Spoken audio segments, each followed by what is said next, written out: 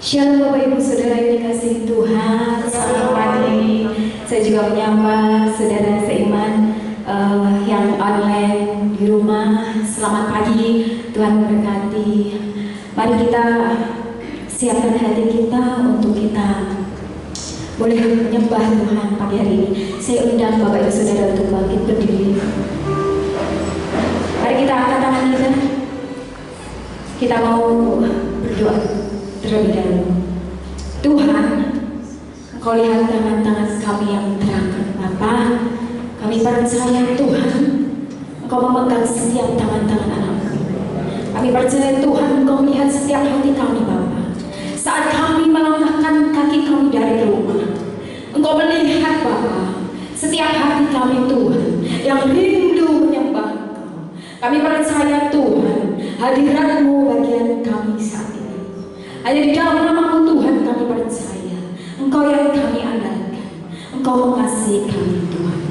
Hanya di dalam nama-Mu Tuhan kami Yesus Kristus. Haleluya. Amin. Mari kita baca ayat hafalan bersama-sama Bapak Ibu di dalam 1 Yohanes 2 ayat 3 sampai 4. Saya hitung 2, 3. Dan inilah tandanya bahwa kita mengenal Allah, yaitu jikalau kita menuruti perintah-perintahnya. Barang siapa berkata, aku mengenal Dia, tetapi dia tidak menuruti perintahnya, dia adalah seorang pendusta, dan di dalamnya tidak ada kebenaran. Silakan duduk Bapak Ibu Saudara. Tetap hati menyembah dengan sikap menyembah. Pastikan hadirat Tuhan bagian kita. Mari kita nikmati. Mari kita sembah. Haleluya.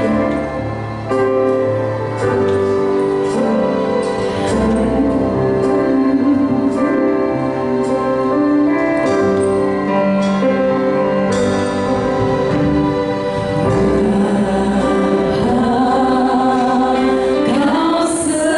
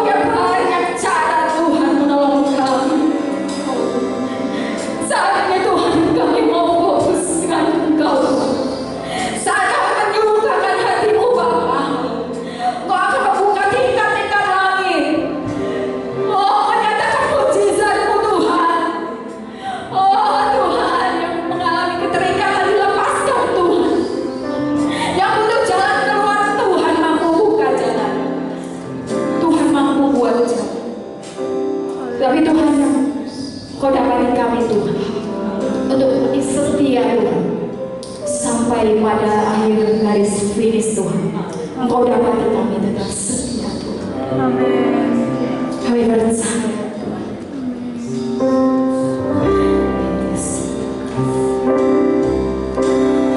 Tunjukkan kasih setiamu, Kau menyediakan yang ku perlu, Kau setia, Kau mulia, tulus sekarang dan selamanya. Kau tunjukkan kasih setiamu, Kau menyediakan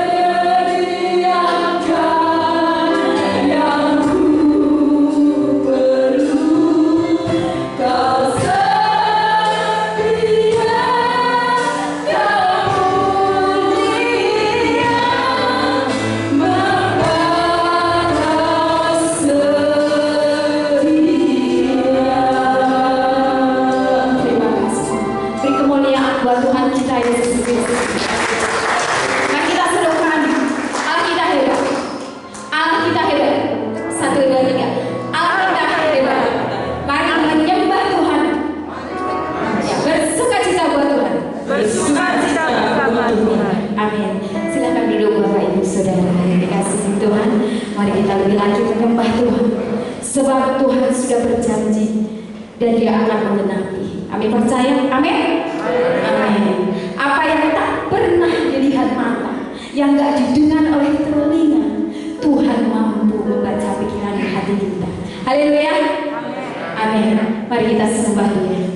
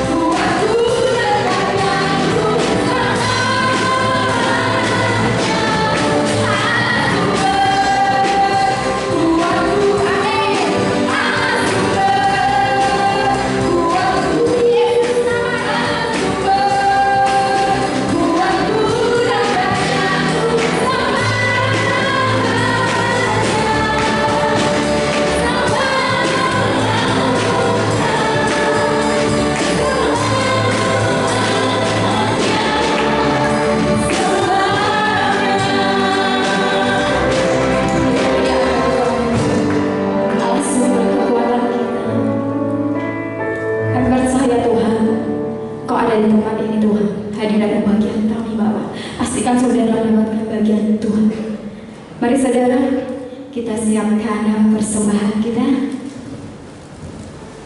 Mari yang bertugas, saya persilahkan.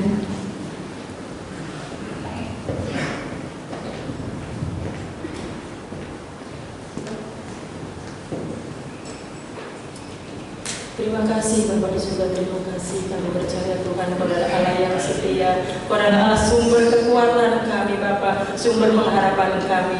Saat pagi hari ini Bapak, tangan-tangan kami terangkat ke hadapan Engkau dengan membawa ucapan syukur kami Tuhan, korban persembahan kami Bapak, sucikan dan kuduskan dengan kuasa darah-Mu ya Yesus. Terima kasih Bapak, terima kasih. Di dalam nama Tuhan Yesus Kristus kami mau serahkan persembahan kami. Haleluya, amin. Bawa korban syukur dari Tuhan.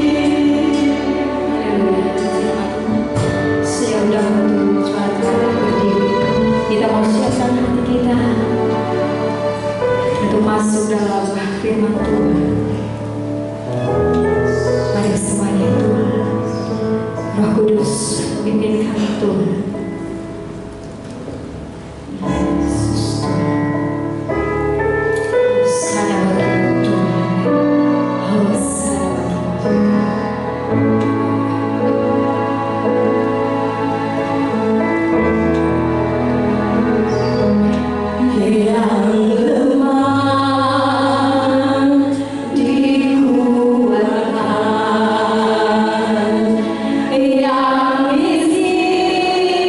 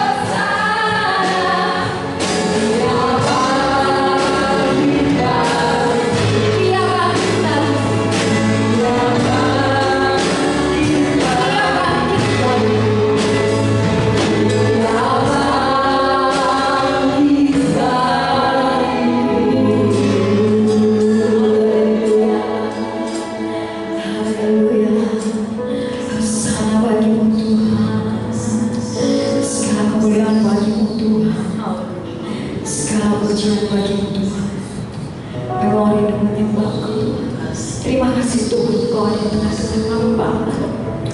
Kami siap Tuhan, Engkau taburi kami dengan firman-Mu Bapa. Kami siap Tuhan, kami mau melakukan kehendak-Mu Tuhan. Berbicara secara pribadi Tuhan, apa yang Kau kehendaki Tuhan lewat hamba-Mu Bapa. Kami mau percaya, kami percaya Tuhan kepada Bapak Pendeta.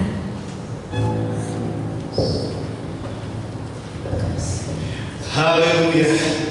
Kami berterima kasih kepada Tuhan Yesus yang masih terus memberi kesempatan kami beribadah, memuji Tuhan, bahkan mendengarkan firman Tuhan. Kami bersyukur karena surga memberikan kami firman adalah makanan yang bertahan sampai hidup yang kekal. Di bumi tidak ada satupun yang bisa bertahan sampai kehidupan kekal, melainkan hanya firman Tuhan yang Tuhan Yesus sendiri rela turun menjadi manusia, menjadi daging, supaya manusia yang berdosa melihat kebenaran, mengalami kebenaran, dan hidup di dalam kebenaran. Terima kasih Tuhan buat kesempatan pagi hari ini. Biar telinga jasmani kami terbuka untuk mendengar akan kebenaran Tuhan, sehingga firman itu tumbuh. Firman itu membuat iman kami akan menjadi sempurna seperti yang Yesus mau, sehingga iman itulah yang Yesus berikan kepada kami mengalahkan setiap apapun yang ada di dalam dunia ini. Dunia sedang menghadapi epidemi COVID-19, tapi iman yang diberikan Tuhan membuat kami bijaksana, membuat kami punya hikmat, membuat kami tidak takut, tetapi membuat kami percaya bahwa Allah tetap menuntun langkah-langkah setiap orang yang hidupnya berkenan kepada Tuhan. Terima kasih Tuhan, kami siapkan yang terbaik pagi hari ini untuk sambut kebenaran firman di dalam nama Tuhan Yesus Kristus. Kami sudah berdoa, mengucap syukur. Haleluya. Amin. Puji Tuhan. Silakan duduk. Shalom. Selamat pagi, selamat bertemu kembali dalam Tuhan Yesus Kristus. Puji Tuhan, saudara. Mari kita buka kitab kita di dalam kitab Nabi Yesaya pasal yang ke-40. Nabi Yesaya pasal yang ke-40.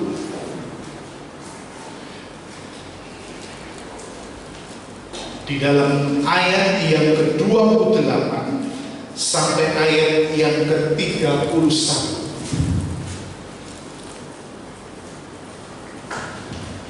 Yesaya 40 ayat yang ke-28 sampai ayat yang ke-31. Kalau semua sudah dapatkan, mari kita berdiri, kita akan baca bersama-sama. Saya ayat yang genap, Bapak Ibu ayat yang ganjil. Nanti ayat yang ke-31 sama-sama kita baca bersama-sama. Demikian firman Tuhan. Tidakkah kau tahu dan tidakkah kau dengar? Tuhan ialah Allah kekal yang menciptakan bumi dari ujung ke ujung. Ia tidak menjadi lelah dan tidak menjadi lesu, tidak terduga pengertiannya. Dia memberi kekuatan kepada yang lelah dan menambah semangat kepada yang tidak berdaya. Orang-orang muda menjadi lelah dan lesu, dan teruna-teruna jatuh tersandung. Tetapi orang-orang yang menanti-nantikan Tuhan mendapat kekuatan baru. Mereka semua raja wali yang naik terbang dengan kekuatan sayapnya. Mereka berlari dan tidak menjadi lesu. Mereka berjalan dan tidak menjadi lelah. Amin. Silakan duduk, saudara. Kita akan belajar dengan satu tema, mendapat kekuatan baru. Kata baru di sini bisa diartikan sejati, sebab ada kekuatan yang tidak sejati, kekuatan yang akan habis, yang tidak akan ada lagi, saudara. Seperti tubuh kita, kita makan 3 kali sehari. Sekali kita makan itu bisa bertahan 6 sampai 8 jam. Tetapi lebih dari itu, tubuh kita lemah lagi, perlu diisi makan lagi. Dan bahkan orang-orang yang belajar kesehatan berkata, tubuh kita pun tidak sembarangan diisi makan. Itu sebabnya mereka mengkomposisikan makanan sedemikian rupa. Ya, kalau sudah perhatikan hari-hari ini dunia melek kesehatan, dunia melek nutrisi, dunia mulai disadarkan bahwa tidak sembarangan asal kita makan. Sebab ada yang kita makan justru membahayakan tubuh kita. Itu sebabnya mereka mengatur sedemikian rupa. Saudara bisa lihat itu, karena kita semua adalah orang-orang yang hidup di zaman di mana teknologi begitu maju dan luar biasa. Tetapi firman Allah berkata, dibarengi dengan kemajuan luar biasa, tapi tanda-tanda zaman tidak pernah dipungkiri lagi. Sangat-sangat memberikan ketakutan kepada manusia di bumi ini. Kita payu membongkar semua dengan jelas. Bumi ini akan datang satu persatu tanda-tanda zaman yang manusia tidak bisa elak, manusia tidak bisa usir. Walaupun kita memiliki doa dan kita ingin supaya bencana tidak terjadi, tapi Yesus pernah berkata melalui Yakobus, doamu sabar. Sebab itu tanda harus terjadi. Suka tidak suka itu akan ada di bumi ini. Saudara melihat beberapa minggu yang lalu, saudara, negara terbesar populasi di dunia Cina yang satu itu banjir. Tidak terekspos bagaimana mereka punya kendaraan, punya jalan tol di bawah tanah, terendam air. Dikatakan hampir 1.700 kendaraan itu terendam, tidak terselamatkan, yang di dalamnya ada orang. Ya, kita melihat begitu mengerikan. Ya, sekali terjadi bencana luar biasa, banyak korban terjadi. Bahkan yang tercantum kereta bawah tanah mereka, saudara. Ya, mereka berebutan keluar. Kenapa? Yang terselamatkan hanya 2/3. Mereka rebutan keluar, dan sepertiga mereka tidak bisa keluar. Saya bisa bayangkan betapa mengerikan yang ada di dalam dunia ini. Tetapi Tuhan sudah berkata, aku sudah katakan semuanya kepadamu. Percayalah kepada firman-Ku, supaya kamu tidak kecewa ketika mengikut Kristus. Saudara, di dalam kitab Yesaya ini bicara tentang orang Israel yang ditawan di Asyur. Kenapa mereka ditawan? Karena hukum Taurat yang Allah berikan melalui Musa, mereka tidak mau mentaatinya. Allah menghukum beda dengan manusia menghukum. Manusia menghukum ada faktor-faktor karena yang ada unsur bukan dari Tuhan. Ya. Manusia menghukum bisa jadi dendam.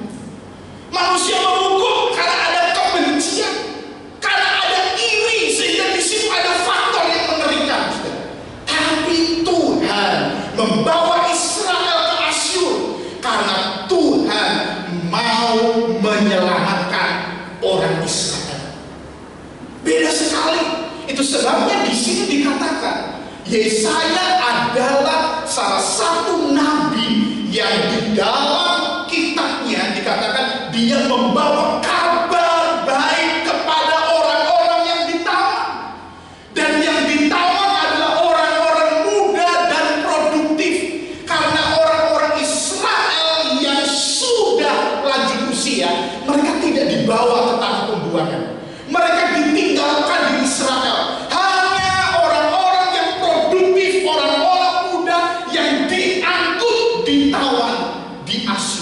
Maka di dalam kitab Daniel kita mendengar dan melihat ada 4 orang yang masih muda, orang-orang yang kuat di sana, Daniel, Sadrak, Meshach, Abednego, dan orang-orang lain muda.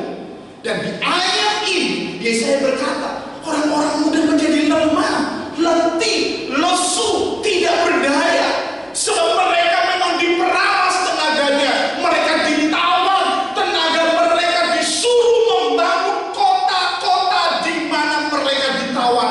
Salah satunya Babilonia, satu kota yang punya sejarah emas, sebab itu kota yang begitu tinggi, kota yang begitu kuat, bahkan kota yang memiliki keindahan. Siapa yang membangun? Orang-orang Israel yang ditawan, muda, produktif, mereka benar-benar dihabisi tenaganya. Saat Yesaya datang, dia bawa kabar baik, mereka letih, lesu, tenaganya habis. Tetapi maksud Nabi Yesaya lebih dari sekedar tenaga, yaitu apa? Rohani mereka habis-habisan. Ya, sebab rohani itulah yang dipentingkan oleh Nabi Yesaya. Sebab ketika mereka punya kekuatan tapi miskin rohani, mereka akan menjadi liar. Mereka akan menjadi manusia yang buas. Mereka akan menjadi manusia yang akan mematikan manusia, yang akan memusuhi manusia. Dengan sendirinya mereka memusuhi Tuhan. Sebab kenapa? Karena mereka hanya punya kekuatan tapi tidak punya rohani. Itu sebab Nabi Yesaya datang, dia memberitakan kabar baik. Hai orang-orang muda yang letih lesu, hai teruna-teruna yang tidak berdaya, yang tersandung. Dia datang dengan kabar baik, sebab di pikiran mereka tidak pernah ada masa depan, tidak pernah ada yang namanya keinginan untuk hidup yang sesuai dengan kehendak Tuhan. Itu sebab Nabi ini diutus Tuhan. Allah buang, tapi Allah juga utus nabi-nabinya. Sebanding umatnya dibuang, nabi-nabinya diutus pun tidak ada yang kembali dengan selamat hidup. Rata-rata mereka mati di tangan orang-orang yang mendengar berita sendiri. Itu sebab di perjanjian lama kita melihat begitu luar biasanya terjadi konflik yang begitu hebat. Tapi di situ Allah intervensi terus kepada manusia. Allah tidak pernah menyerah. Sehingga Nabi Yesaya di dalam ayat yang ke-31 dikatakan, nantikanlah Tuhan. Di saat mereka sudah capek, datang firman Allah, nantikan Tuhan. Mereka tidak punya lagi keinginan membangun masa depan, karena mereka sudah terpaku dan sudah dikurung oleh bangsa Asyur. Kamu tidak bisa pulang, kotamu sudah sunyi, hanya orang-orang tua, tidak bisa apa-apa mereka di Israel. Dan memang Israel menjadi orang-orang orang-orang yang tua tidak bisa bangun lagi. Mereka kuat tapi yang pintar-pintar, yang hebat ditawan. Akibatnya Babilonia mempunyai satu peninggalan yang diingat sepanjang manusia masih diceritakan. Taman gantung yang terindah yang belum dunia pernah miliki, dimiliki oleh Babilonia. Siapa yang bangun? Anak-anak Tuhan yang ditawan di Babel. Meskipun di Babel ditawan, tapi mereka berkarya, tenaga mereka dihabisi, tetapi ada yang mereka bisa lihat. Babel maju karena ada orang Israel yang ditawan di sana. Tetapi itu bukan berita utama. Mereka hebat membangun taman gantung.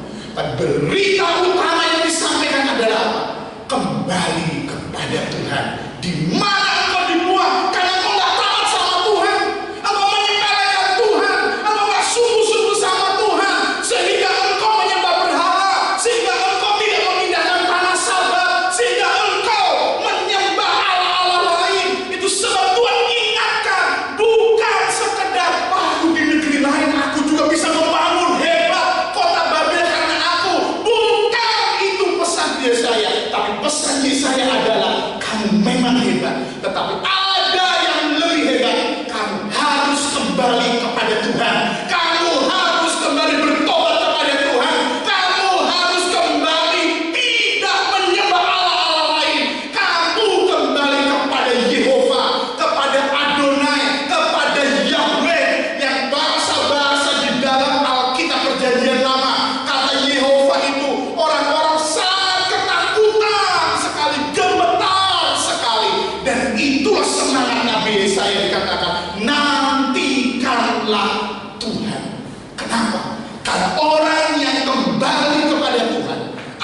mendapat kekuatan yang baru.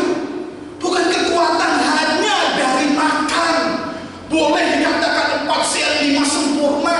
Saudara melihat bisa makan karbohidrat, lemak, protein, vitamin, buah-buahan, ditambah susu. Itu pun tidak bertahan lama. Ketika melampaui beberapa jam, habis lagi, harus diisi lagi. Tapi ada satu kekuatan yang bisa menembus dari apa? Ketika kita menutup mata, kekuatan itu menghadirkan satu janji Tuhan. Yesus berkata, di rumah Bapakku ada tempat. Matius 7 berkata, bukan orang yang berseru kepada Tuhan, Tuhan yang masuk ke surga, tetapi yang melakukan kehendak daripada Tuhan. Saudara mau lawan seberapapun, memang manusia ditentukan akhirnya menghadap kematian. Hanya Kristen yang berani berkata, kematian itu indah. Yang lain berkata menakutkan. Tapi hanya firman Allah berkata, kematian itu ada sebuah keuntungan. Kenapa, saudara? Karena hidup ini dipersiapkan untuk bertemu dengan Tuhan. Hidup ini bukan dipersiapkan untuk yang lain. Selama kita ikut Tuhan, Tuhan juga izinkan yang muda belajar baik, kamu bisa punya kerja baik, kamu bisa punya jodoh, kamu bisa menikah, kamu punya anak, izinkan punya karir, diizinkan bisa menikmati. Tapi ujungnya kemana hidup ini? Ujung hidup ini tidak kemana-mana kecuali bertemu dengan Tuhan. Dan pada waktu kita bertemu dengan Tuhan, hanya 2 jawaban yang Abel katakan.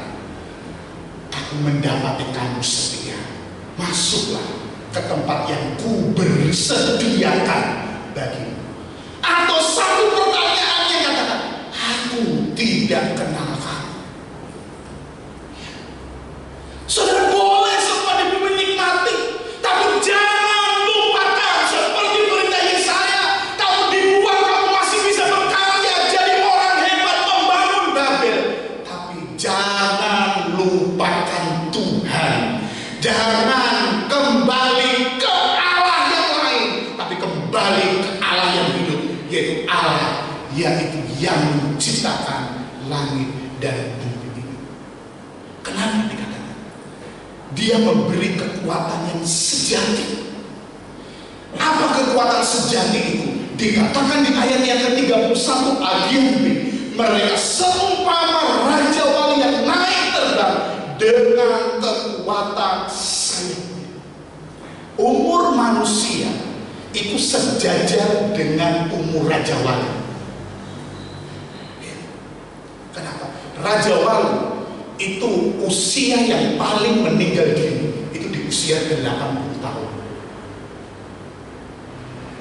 Raja Wali itu memiliki usia yang sejajar dengan manusia. Tapi Raja Wali bukan manusia, manusia bukan Raja Wali. Tapi dikatakan kamu seumpama Raja Wali.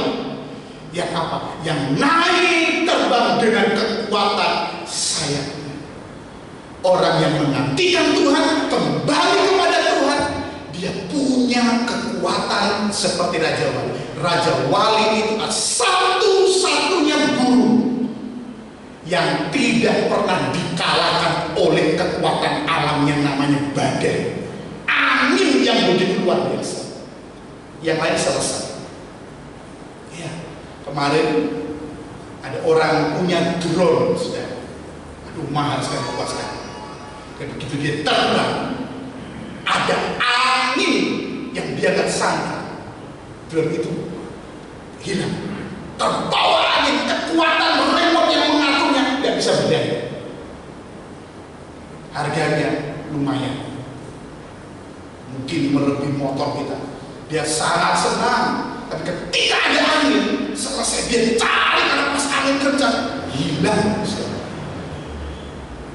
Dia terbang, tapi dengan angin selesai. Tapi Raja Wali dikatakan dia terbang di tengah badai. Badai ini membelokkan dia, tapi sayap Raja Wali kuat. Dia bukan dikalahkan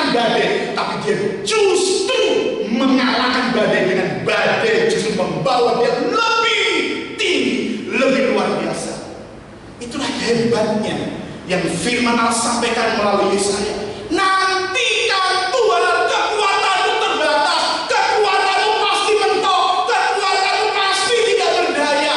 Tapi ketika melibatkan Tuhan, mengikutkan Tuhan, bukan sekedar memanfaatkan Tuhan untuk keinginan kita, tapi benar-benar kita menjadi orang yang mengabdi kepada Tuhan.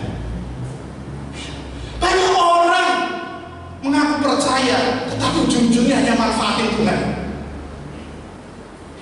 supaya menuntut keinginannya. Tuhan, aku mau ini, aku mau ini, mau ini. Tapi jangan orang yang berkata, Tuhan, aku mau mengikuti kehendak-Mu Tuhan. Itu yang Yesus ajarkan dalam doa. Yesus tidak ajar satu doa yang melebihi sesuatu yang hanya untuk nafsu saja. Maka dia pada waktu mati pun dia katakan, ini berat Bapak. Tapi dia tetap berkata, tetapi kehendak-Mu saja yang akan aku lakukan. Kita punya banyak kemauan, tetapi kekristenan Alkitab mengajarkan kita, walaupun kita punya banyak kemauan, keinginan, tapi kita dilatih punya iman. Iman itu mempunyai satu jawaban. Dikatakan apa? Biar kehendak Tuhan saja yang jadi di dalam hidup kita. Kita dilatih dengan kehendak Tuhan. Kelihatannya mengecewakan, menyedihkan. Apalagi di epidemi ini, saudara. Ada banyak orang karena epidemi ini harus ditinggal orang yang dikasihi, orang tua yang dikasihi, iya, rekan yang dikasihi. Tetapi itu mengajar kita kehendak Tuhan. Kita belajar kehendak Tuhan yang luar biasa. Apa kehendak Tuhan yang luar biasa? Bahwa orang yang percaya kepada Tuhan, Tuhan pernah berkata, dia tidak pernah dirugikan oleh Allah. Kelihatannya rugi, aku masih belum puas. Aku sebagai anak mungkin aku masih ingin menyenangkan orang tuaku. Aku mungkin kehilangan suami, aku belum jadi istri yang baik. Atau kehilangan istri, aku belum jadi suami yang baik. Atau orang tua aku belum jadi anak yang baik. Bahkan orang tua yang kehilangan anak, aku belum jadi orang tua yang baik. Ada begitu banyak yang terjadi. Tetapi apa yang kita pelajari? Kehendak Tuhan melebihi apa sesuatu. Itu memang fakta yang terjadi di bumi ini. Tapi fakta menuntut kita kepada Tuhan. Bahwa apa? Allah yang berdaulat itu tidak pernah salah dengan apa yang terjadi di dalam bumi ini.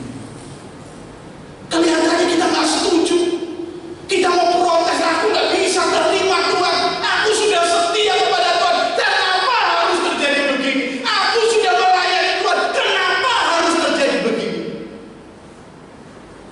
Orang mungkin berpikir, saudara, jasa kita melayani Tuhan bukan untuk kita berkata kepada Tuhan, mengapa harus terjadi begini? Siapa kita mau katakan ini kepada Tuhan? Justru Tuhan itulah yang pegang kedaulatan luar biasa. Dia yang punya kehendak, dia yang melakukan terbaik di dalam hidup kita. Itu sebab ketika ketidakmengertian ini, kita datang kepada Tuhan. Tuhan ajar kita untuk mengerti sesuatu yang luar biasa. Kebahagiaan kita bukan karena keinginan kita dituruti Tuhan. Kebahagiaan kita karena kita dipercaya untuk melakukan kehendak Tuhan yang kekal dan abadi. Ya. Kalau hanya keinginan kita yang jauh, itu bukan sebuah kebahagiaan. Tapi Daud berkata, kebahagiaan dia diajar ikuti kehendak daripada Tuhan. Nah saudara, orang-orang muda jadi letih lesu. Itu bukan berarti orang tua disepelekan, tapi konteks ayat ini yang dibuang di Babel semua adalah generasi yang produktif, orang-orang muda. Tapi mereka nggak berdaya, sebab tidak ada dalam hidupnya. Maka nabi ini datang. Satu nabi yang sejajar pelayanannya dengan Yesaya adalah Yeremia. Yeremia berkata demikian. Yeremia 29 ayat 11. Itu sebab ayat ini pun bukan sekedar menyenangkan, ini sulit diterima oleh orang-orang yang sedang ditawan di Babel. Sulit diterima oleh orang-orang muda yang hari itu harus bekerja keras.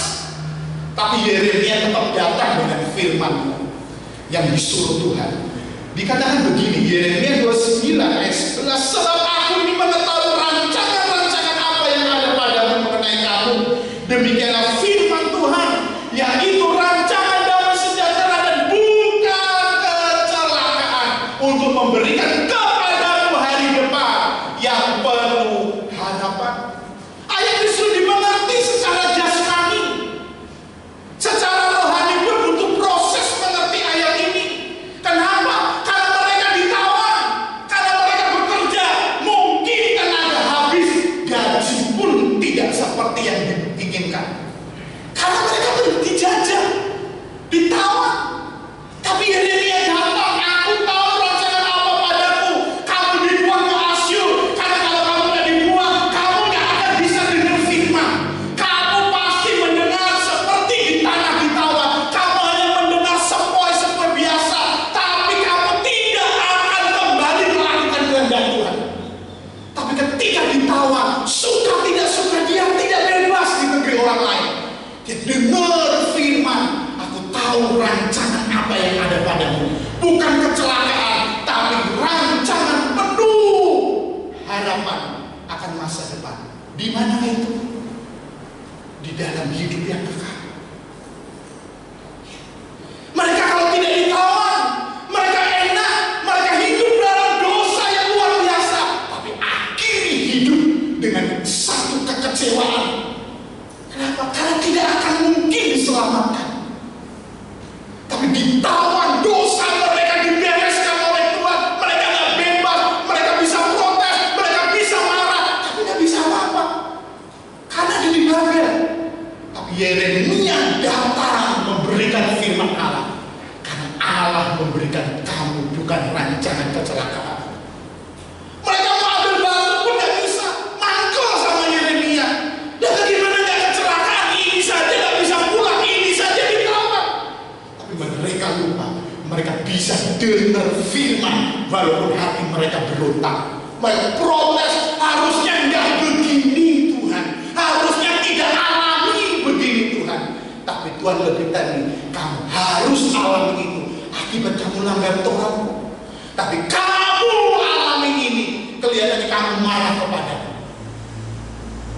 Tetapi aku memberikan hari depan yang penuh harapan.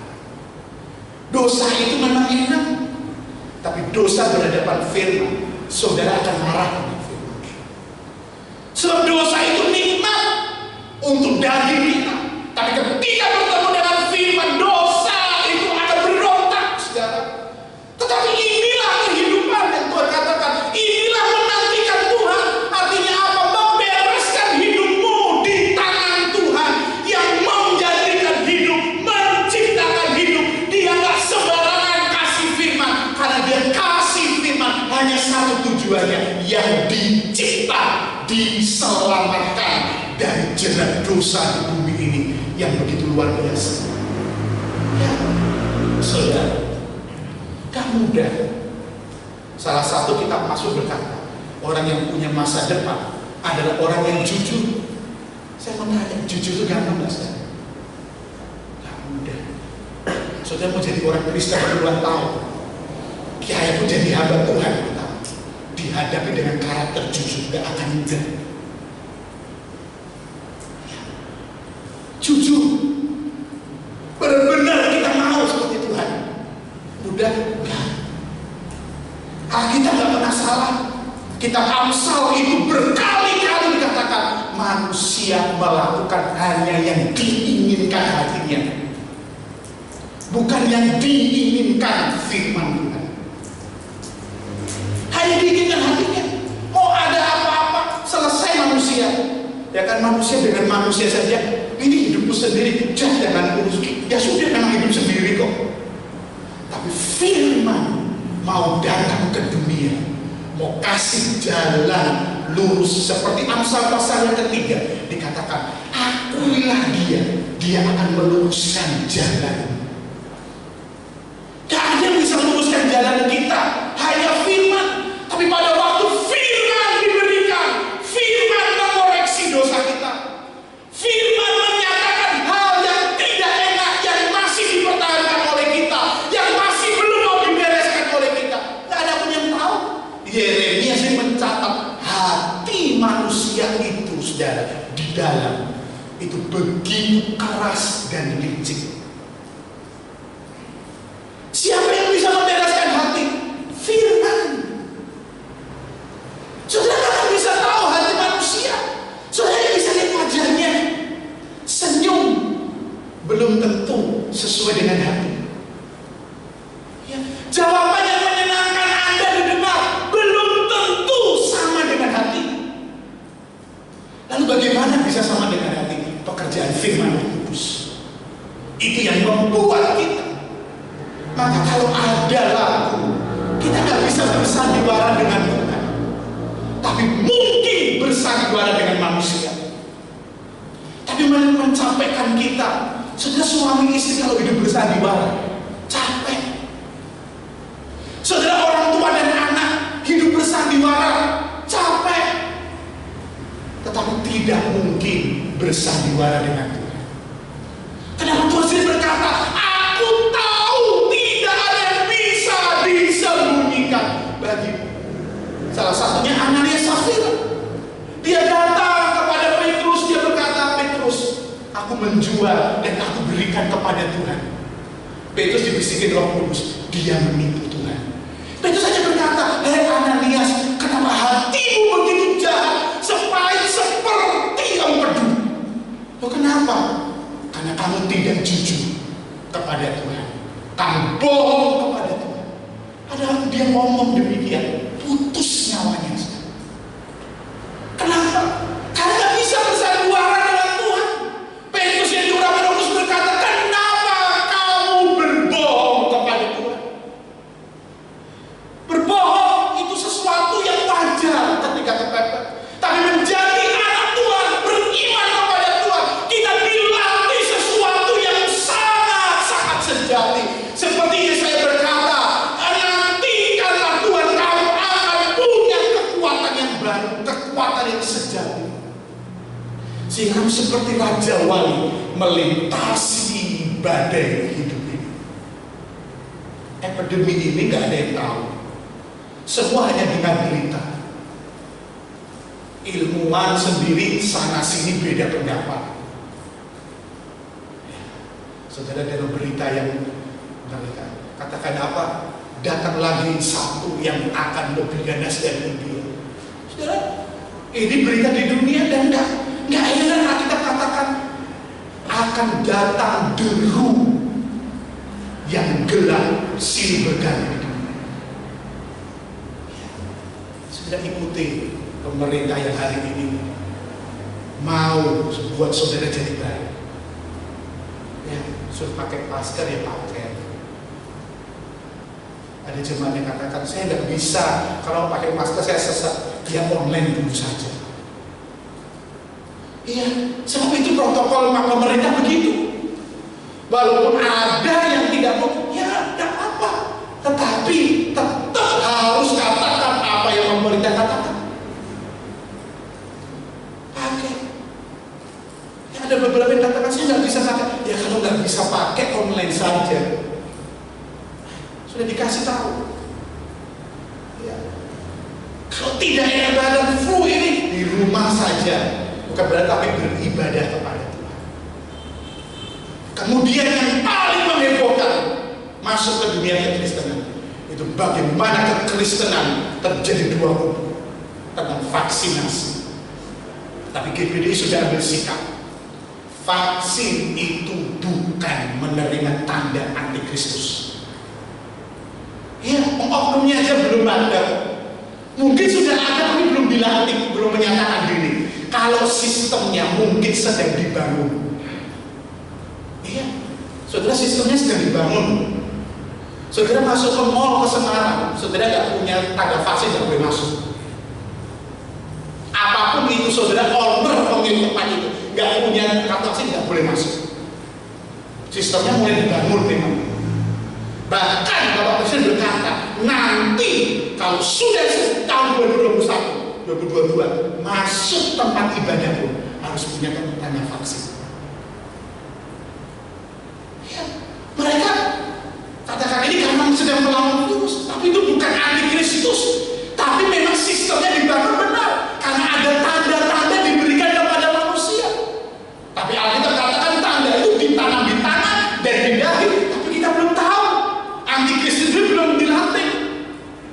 Dan begitu banyak orang Kristen yang masih mengaku itu antikristus. Ya sudah. Tapi GPD sudah punya sikap, vaksin bukan tanda antikristus. Vaksin adalah untuk saudara bisa memiliki kekebalan, bukan berarti tidak bisa lagi. Itu sedang jemaat yang masih takut, nggak bisa dipaksa. Tapi dari mimbar ini saya katakan, itu bukan tanda dari antikristus. Itu sarana pemerintah supaya masyarakat bisa beraktivitas dengan baik. Jadi jemaat kalau ada yang masih belum karena takut, tidak pernah bisa dipaksa. Tapi pemerintah pun terus berkata, ayo yang belum, saudara bisa vaksin. Sekali lagi nggak boleh dipaksa. Saya harus berkata, itu adalah sarana untuk saudara supaya memiliki kekebalan itu. Firman Allah itu adalah salah satu kekebalan yang begitu hebat, luar biasa, sehingga Yesaya berkata, nantikanlah Tuhan yang dinanti apa di perjanjian lama, yaitu pesan dari nabi-nabinya menyampaikan firman Allah. Dengarkanlah perintah Tuhan. Jadi ketika mereka di Babel, mereka letih lesu iman, mereka tidak ada apa-apanya, hanya satu yang membuat mereka bangkit. Dengarkanlah kembali kebenaran Tuhan. Untuk apa mendengarkan Tuhan? Yang pertama, Mazmur 27 ayat yang ke-14. Mazmur 27 ayat yang ke-14.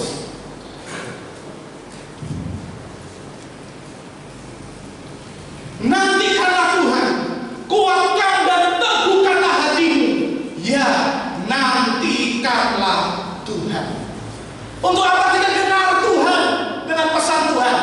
Supaya hatimu kuat dan teguh. Saudara menjadi kuat dan teguh bukan karena yang lain, tapi karena firman Tuhan, karena pesan dari Tuhan. Daud sendiri berkata, nantikan Tuhan, kuatkan dan teguhkanlah hatimu. Hatimu bisa kuat, hatimu tidak bimbang, hatimu yakin kepada Tuhan. Karena apa? Karena firman. Dia datang. Kalau Yeremia berkata, kamu punya masa depan yang penuh pengharapan, benar. Karena firman ini membuat hidupnya punya masa depan yang luar biasa. Di mana masa depan kita? Di hidup yang kekal. Loh, hidup sekarang juga ada masa depan. Bagaimana? Menuruti firman Allah, walaupun tidak mudah. Ya toh, tak mudah. Menuruti Tuhan mudah saja? Enggak. Semua diuji. Anak sekolah pun diuji. Belajar atau tidak? Ya kan? Waduh, aksi sinau raiso, rasa sinau mulai diuji Tuhan. Untuk apa sudah belajar kalau semangatnya menurut bukan dari Tuhan? Semangat dari Tuhan, belajar sungguh-sungguh walaupun tidak bisa, tetap belajar dengan sungguh-sungguh. Itu semangat dari Tuhan. Diajar begini sudah masalah untuk belajar. Itu semangat dari Tuhan dalam menjalani hidup. Belum sukses, gak sukses, tetap jalani dengan semangat dari Tuhan. Kenapa? Di tengah kesuksesan itu banyak hal yang mengerikan, jebakan yang mengerikan. Luar biasa. Toh suksesnya di mana? Suksesnya adalah nanti waktu menutup mata kita mendengar Hai saudara yang setia. Terus dia sukses. Walaupun mungkin di bumi belum diizinkan sukses, tapi tetap menuruti firman Allah. Itulah kesuksesanmu. Jadi bumi tetap menuruti firman Allah. Walaupun digoda sana sini. Yusuf itu waktu mau naik tingkat digoda bisa-bisa. Tapi kesuksesannya adalah apa? Kesuksesannya berkata, aku tidak mau menyedihkan hati Tuhan. Aku tidak mau, istrinya menggoda-goda, tidak mau. Untuk itu dia masuk penjara karena jebakan yang mengerikan. Tapi itu kesuksesannya.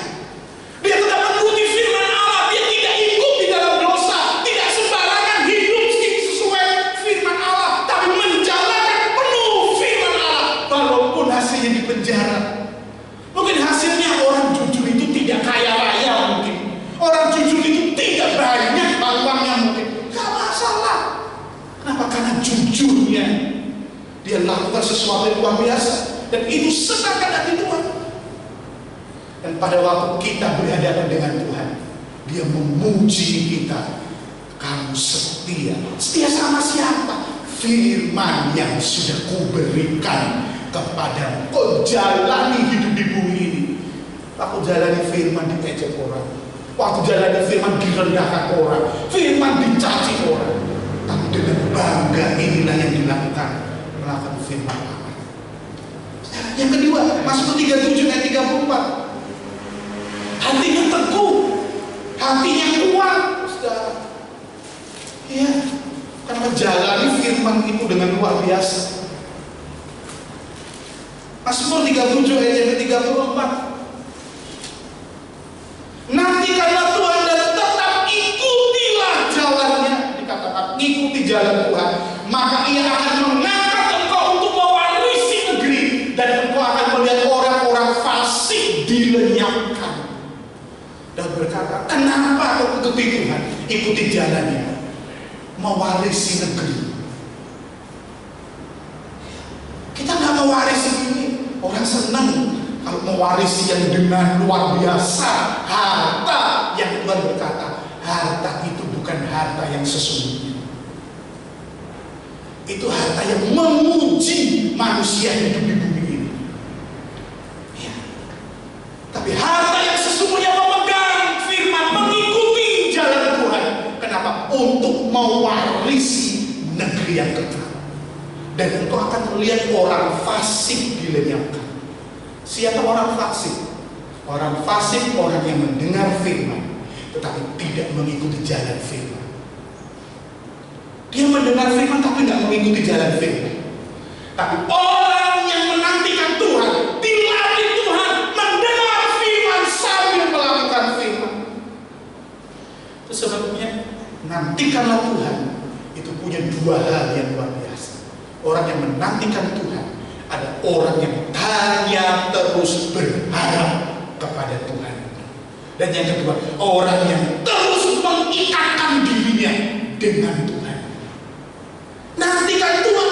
Harapan ini hanya di Tuhan, di dalam firman-Nya. Dan yang kedua, dia hanya mengikatkan dirinya dengan Tuhan. Kalau tidak dengan Tuhan, tidak bisa. Sebab dari Tuhanlah satu kehidupan yang sesungguhnya yang terjadi.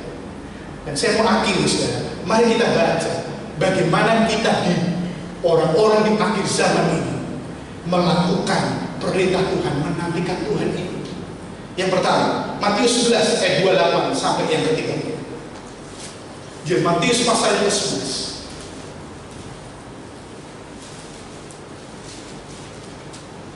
Ayat 28 sampai yang ketiga.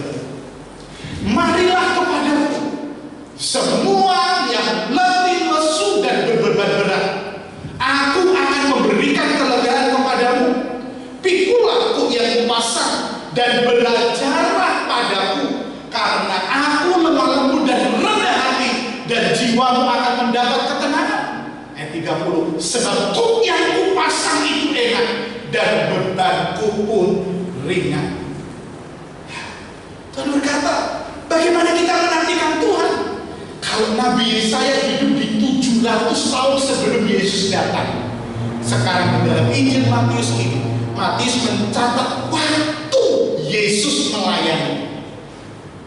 Lalu apa yang dinantikan? Yesus sudah datang. Benar, Yesus sudah datang. Maka orang yang menantikan Tuhan adalah orang yang menanggapi undangan Yesus. Yaitu apa? Datang kepada Yesus. Kita harus datang. Dia sudah datang. Dia sudah mati buat kita. Dia sudah ada di surga dan sedang mau turun untuk menjemput kita. Lalu bagaimana sikap anak Tuhan menantikan supaya punya kekuatan sejati? Datang kepada Tuhan. Jangan datang yang lain. Walaupun di bumi ini kita kenal ada orang datang kepada yang lain. Untuk apa saudara datang kepada yang lain? Hanya untuk hidup sementara. Lalu tak bisa apa lagi? Ya sudah. Tapi datanglah kepada Yesus. Kenapa? Dikatakan karena aku akan mengajarkan dan memasangkan kuk. Apa pasangkan kuk itu, saudara? Kuk itu adalah alat yang dipasang di lembu supaya dia menurut pembajaknya. Kalau ke kiri, ke kanan, kalau berhenti, kalau suruh maju. Dan kepada Yesus dia akan pasangkan satu alatnya. Dia katakan, nah berhenti. Ke kiri. Allah yang mau ambil alih dalam hidup kita datang kepada Yesus. Dia ajar semuanya. Sebingung ajar anak datang sama Yesus. Punya banyak masalah hidup, gak mungkin gak ada masalah. Suami istri ada masalah, pasti banyak. Semua orang tuh banyak masalah. Tapi bagaimana bisa atasinya? Nantikan Tuhan. Kamu punya kekuatan baru. Bagaimana datang sama Yesus? Yesus ajar kamu. Orang yang mau dihukum mati berbuat berzina, Yesus hanya berkata, yang nggak pernah berdosa dia yang lempar batu, nggak ada. Yang bisa menghukum siapa? Yesus. Yesus nggak hukum. Yesus hanya kasih pesan, jangan buat dosa lagi. Yesus kasih tahu. Ada banyak hal yang kita lakukan, kita bingung bagaimana sudah begini. Datang kepada Yesus. Yesus mau kasih nasihat yang paling penting. Sudah bahaya demikian. Yesus hanya berkata, ampunilah dia. Mengampuni mudah saudara. Kalau hanya sekedar berkata-kata. Tapi mengampuni dengan sebuah tindakan, itulah iman kepada Kristus. Ya, mengampuni dengan sebuah tindakan itu iman.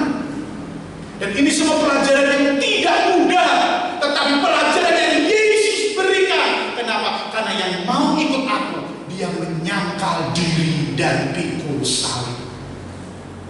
Ya, sangkal diri, nggak enak. Aku jadiin mesku rusak. Kan aku jadi gak bisa gengsi lagi. Aku gak bisa jaga pamorku. Itu bukan urusannya itu. Urusan Tuhan menyelamatkan hidupmu. Maka jangan kamu ikut aku. Ya, orang yang kaya datang, Tuhan aku mau diselamatkan. Yesus kasih satu pesan dan dia langsung mundur. Bagaimana pesannya? Jual hartamu, bagikan kepada orang miskin. Dia diam, dia mundur, lalu dia meninggalkan Yesus. Yesus bilang, di mana tadi orang yang mau demikian? Dia meninggalkan engkau. Mau datang kepada Yesus dan orang datang semua kepada Yesus. Yairus datang kepada Yesus. Anakku sakit, di tengah jalan beritanya datang. Anakmu sudah mati, sudah jangan repotkan Yesus. Yesus pegang Yairus, percaya anakmu tidur. Karena dia datang kepada Yesus. Ada banyak yang bisa terjadi, tetapi ada banyak pelajaran yang harus diambil juga, walaupun juga tidak terjadi sesuai dengan keinginan kita. Datang pada Yesus. Yang kedua, kita baca Yohanes 15. Yohanes 15 ayat 4 dan 5. Yohanes 15 ayat 4 dan 5.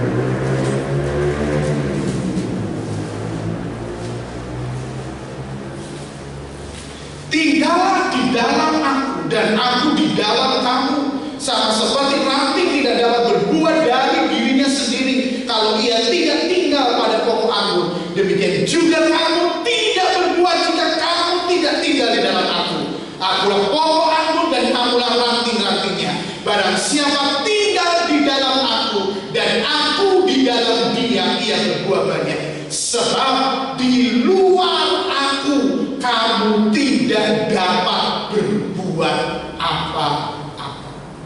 Kita datang sama Yesus, tapi Yesus juga berkata, stay, tinggal di dalam aku.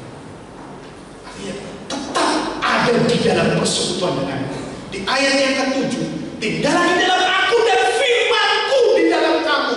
Yesus mau tegaskan, aku sama firman itu bukan untuk dipisahkan. Aku satu kesatuan.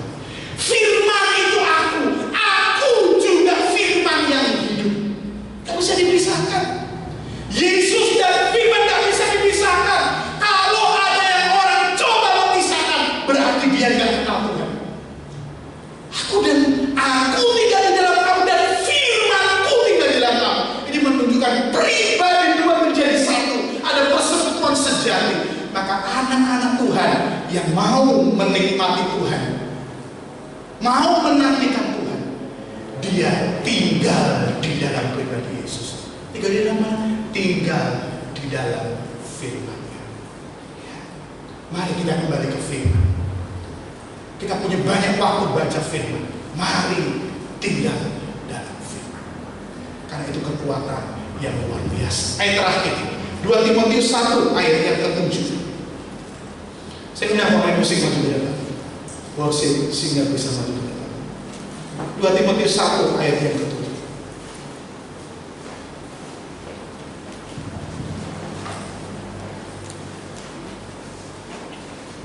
Timotius 1 ayat yang ke-7. Sebab Allah memberikan kepada kita bukan roh ketakutan, melainkan roh yang membangkitkan kekuatan, kasih, dan ketertiban. Orang yang menantikan Tuhan adalah orang yang ditinggali oleh Roh Kudus. Roh Kudus itu roh apa? Roh Kudus itu Allah sendiri yang membangkitkan kekuatan, kasih, dan ketertiban. Karena tugas Roh Kudus adalah menyuarakan firman Allah yang Yesus berikan. Ada yang lain. Ya, banyak orang kalau bicara dengan Roh Kudus bicara yang lain, yang mau bicara tentang firman-Nya. Karena tugas penting Roh Kudus adalah menyampaikan seluruh kebenaran kepada yang ditinggalinya, supaya hidup di dalam kebenaran. Dan Roh itu memberikan kekuatan. Di tengah epidemi ini banyak ketakutan, tapi kita diberi kekuatan. Banyak yang ditinggal oleh orang-orang yang kita kasih, tapi menjadi orang Kristen kita tahu semua orang pasti akan meninggalkan dunia, dan kita tahu dia senang dengan Tuhan. Itu semua orang Kristen, orang yang menantikan Tuhan, orang yang dalam keadaan apapun di dalam dunia ini, tetap orang yang menantikan Tuhan terlihat kekuatannya, terlihat kasihnya, dan terlihat ketertibannya yang begitu luar biasa. Sehingga menghadapi apapun di bumi ini, tetap tangguh, tetap tegar, tetap bersemangat, karena hidup ini kesempatan yang luar biasa. Walaupun di epidemi ini, kesempatan bersaksi itu di mana-mana luar biasa. Ya, kesempatan bersaksi itu semua penghalang kelihatannya coba tidak bisa lagi diapa-apakan. Iya, bersaksi banyak. Saya ditanya, online om? Iya, online. Nah kalau online bagaimana? Kesempatan bersaksi luar biasa. Tidak ada lagi, karena hidup ini kesempatan sudah diselamatkan. Semakin berada dalam hidup, walaupun hidup dalam epidemi, sekaligus menyaksikan Tuhan kita, Tuhan yang hebat, Tuhan Juru Selamat dunia. Itu tugas kita sebagai orang Kristen. Kita bukan menakut-nakuti, walaupun ada di dalam ketakutan, tapi orang Kristen memberi semangat, suara harapan, walaupun ada di masa yang demikian, tetap punya gairah, punya semangat mengiring karena sudah diselamatkan, diberi hidup yang kekal oleh Tuhan. Haleluya. Kita semua sudah diberi hidup kekal. Amin. Sudah. Kita tetap semangat dalam menjalani hidup ini. Puji Tuhan. Kita balik berdiri. Kita datang kepada Tuhan. Sekaligus nanti kita akan berdoa untuk rekan-rekan kita yang sakit. Juga kita akan juga berdoa. Pagi hari ini ada rekan-rekan yang dari Unif Rider 408.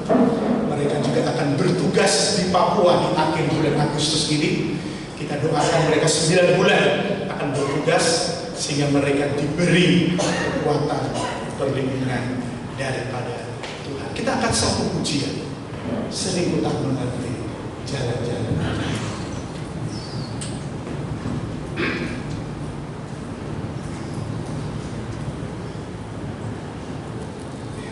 Haleluya.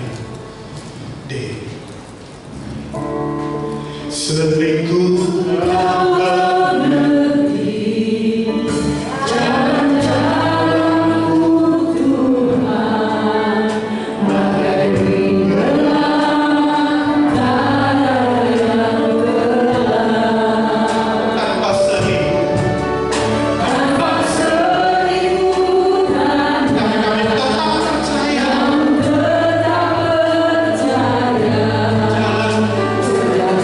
Tuhan,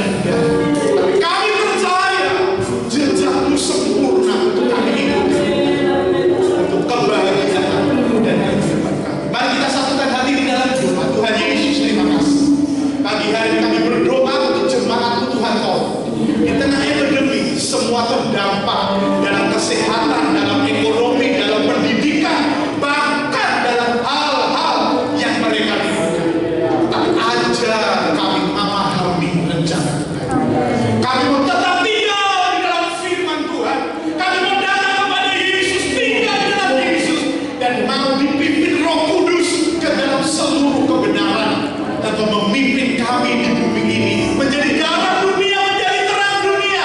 Engkau sendiri berkata, Engkau menjadikan kami anak-anak Tuhan menjadi berkat bagi bumi ini.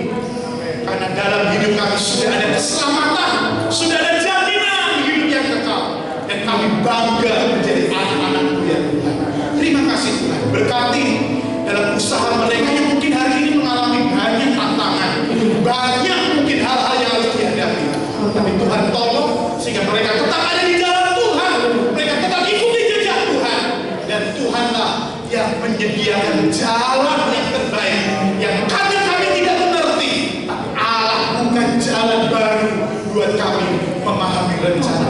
Rumah tangga umatmu tolong, tidak mudah di tengah epidemi, ada goncangan, ada tantangan, tapi Tuhan setia kepada mereka sehingga tetap menuntun mereka, sehingga rumah tangga mereka pun tetap diberkati oleh Tuhan, pekerjaan mereka tetap alami berkat-berkat Tuhan karena mereka ikuti jejak-jejak Tuhan. Kesehatan yang mulai terganggu karena mereka mungkin sudah lebih usia, Tuhan tolong keterbatasan tenaga mereka dalam nama Yesus, beri kekuatan yang baru. Yang sakit, mungkin yang isoman hari ini, Tuhan tolong mereka, beri mereka iman, kekuatan, sehingga iman dan imun mereka pun tetap Tuhan pelihara, sehingga mereka tetap sukacita dan mereka akan melihat, tetap menantikan Tuhan alami kesehatan, pemulihan yang luar biasa daripada Tuhan. Terima kasih Tuhan Yesus, terima kasih. Kami doakan yang di bangku pendidikan masih online, di dalam nama Tuhan Yesus, Tuhan tolong.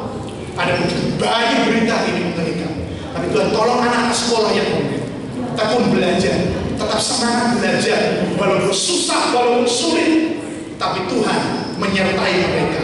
Karena Tuhan berkata masa depan mereka sungguh ada dan tidak pernah dibiarkan oleh Tuhan. Terima kasih Tuhan Yesus, terima kasih. Kami berdoa untuk Yoni Friday 48. Mereka yang ada pagi hari ini ataupun mereka yang tidak ada, secara keseluruhan kami berdoa akhir Agustus mereka akan pergi ke Papua. Tuhan tolong, Tuhan beri mereka kekuatan, beri kesehatan, sehingga dalam tugas yang dipercayakan negara mereka disertai Tuhan dari awal sampai mereka akan kembali lagi ke Yoni Friday 48 di Seragen. Dalam perjalanan besok naik pesawat, Tuhan tolong pesawat yang akan ditumpangi diberkati, dijagai oleh Tuhan. Setiap perlengkapan yang dibawa Tuhan tolong, dari pimpinan-pimpinan sampai seluruh prajurit 48, Tuhan berkati, beri kesatuan hati, beri kerjasama tim yang luar biasa sehingga mereka dijagai Tuhan. Kami tidak tahu apa yang terjadi, tapi kami berdoa Tuhanlah yang tutup bungkus dengan kuasa. Terima kasih Tuhan, jauhkan dari sakit penyakit, jauhkan dari hal-hal yang mungkin akan yang mengganggu dalam perjalanan mereka, tapi mereka dijaga dan disertai oleh Tuhan Yesus. Terima kasih Tuhan Yesus, terima kasih. Kami sudah berdoa dan kami mengucap syukur di dalam nama Tuhan Yesus kami berdoa. Haleluya. Amin.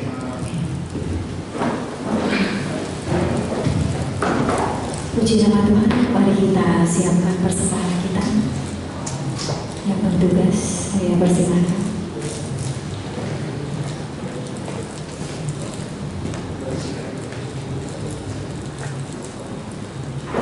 Mari angkat tinggi-tinggi persembahan kita.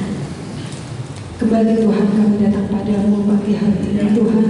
Kami mengucap syukur Tuhan untuk segala kebaikan-Mu Tuhan. Terima kasih Tuhan Yesus. Saat ini Tuhan kami mengangkat tangan kami mau memberikan korban persembahan kami dengan sukacita dan kerelaan hati kami. Engkau berkati persembahan kami ini Tuhan. Hanya di dalam nama Tuhan Yesus kami berdoa. Haleluya. Amin. Amin. Saat kau masih hadir.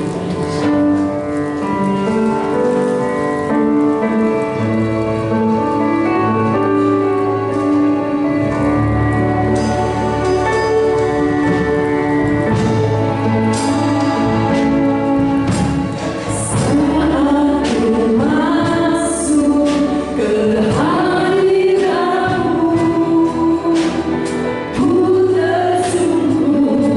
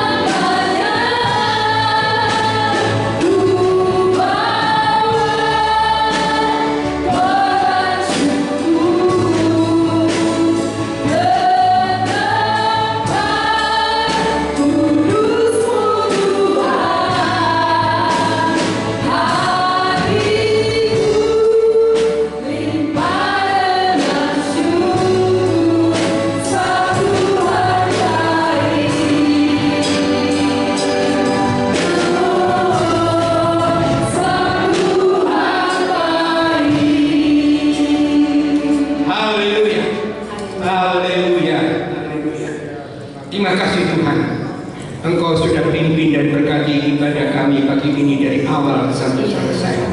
Kami sudah memuji-muji Tuhan dan kami mendengarkan kebenaran firman-Mu.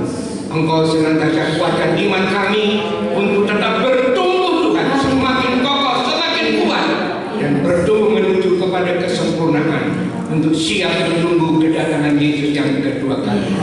Tantangan buat kami, tapi Engkau selalu menyertai kami Tuhan. Terima kasih kami yang datang dengan kelemahan Engkau kuatkan, dalam kesusahan Engkau hiburkan, di dalam peperangan Engkau berikan kemenangan. Dan mungkin yang sakit Engkau jamah, darah Yesus, bilur Yesus sudah menyembuhkan kami semuanya Tuhan. Terima kasih Tuhan. Terima kasih yang berbahagia sepanjang minggu ini. Engkau juga berkati sesuai dengan janji daripada firman-Mu. Sebab setiap janji-Mu ya dan amin. Terima kasih Tuhan. Terima kasih. Sekarang saudara-saudaraku yang saya kasihi, marilah kita mau pulang ke rumah kita masing-masing dengan selamat. Bawalah dan terimalah segala berkat, rahmat, damai dan sejahtera daripada Allah Bapa, kasih sayang dari Tuhan Yesus Kristus, serta pimpinan, tuntunan, dan urapan Roh Kudus senantiasa menyertai kita semua mulai sekarang, besok, sampai Maranatha Yesus datang kembali untuk menjemput kita semua masuk di dalam kemuliaannya, di mana Yesus ada, di situ kita juga ada untuk kebahagiaan dan kehidupan yang kekal selama-lamanya. Terima kasih Tuhan, kami sudah terima berkat Tuhan dengan pengucapan syukur dalam nama Tuhan Yesus Kristus. Haleluya, haleluya. Kita sama-sama katakan amin.